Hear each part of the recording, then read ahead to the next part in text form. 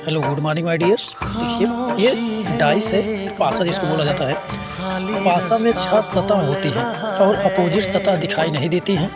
पासा 2 प्रकार के होते हैं। पहला है मानक पासा, स्टैंडर्ड डाइस। मानक पासा क्या होता है? मानक पासा में सामने की सतह पर दिखने वाली संख्याओं का योग 7 से कम होता है। जो मानक पासा होता है, स्टैंडर्ड डाइस होता है, उसमें जो सामने की सतह देखिए, जैसे 3, 2, 1 दिखाया गया है, तो इसका योग जब करेंगे किन्हीं 2 सतहों का तो 7 से कम होगा।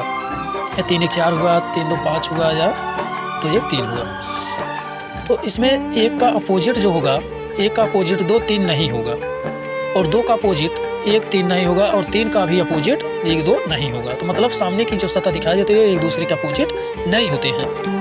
अथवा करके दिया कि इन्हीं 2 विपरीत सतहों का योग 7 के बराबर होता है और यह सतह फिक्स होता है, तो जो इसका अपोजिट होगा वो फिक्स होगा 7, उसका योग 7 आएगा।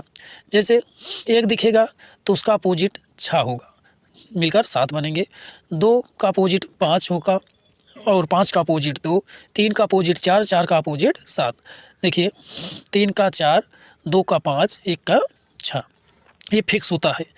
अगर 1 दिख रहा है तो उसका अपोजिट 6 होगा। 2 दिख रहा है सामने तो उसका अपोजिट 5 दिख रहा है तो उसका अपोजिट 4 होगा। और दूसरा है साधारण पासा, सिंपल डाइस। साधारण पासा में सामने की सतह पर दिखने वाली किन्हीं 2 संख्याओं का योग 7 होता है। जो साधारण पासा होता है, सिंपल डाइस में किन्हीं 2 सतहों का योग क्या होता है? सामने दिखने वाली किन्हीं 2 सतहों का योग 7 होता है। देखिए 4 3 7।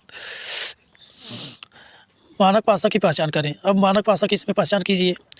मानक पासा क्या होता है कि सामने दिखने वाली सतहों का योग 7 से कम होता है। तो 5 2 7 ये तो सिंपल डाइस है। 6 1 7 सिंपल डाइस है।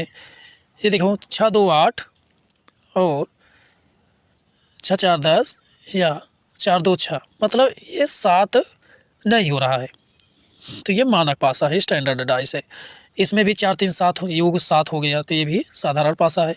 इसमें देखो 6 इधर है, 2 इधर है, 3 इधर है, मतलब ये भी स्टैंडर्ड डाइस है। तो बिंदी अगर दिया है तो 6 बिंदी का 1 अपोजिट होगा, 2 का 5 अपोजिट होगा, 3 का 4 अपोजिट होगा। तो ये है डाइस। तो आई होप आप समझ गए होंगे। तो ऐसी वीडियो पाने के लिए आप हमारे चैनल को सब्सक्राइब कर लीजिए। ऐसी वीडियो आप तक लाते रहेंगे। धन्यवाद।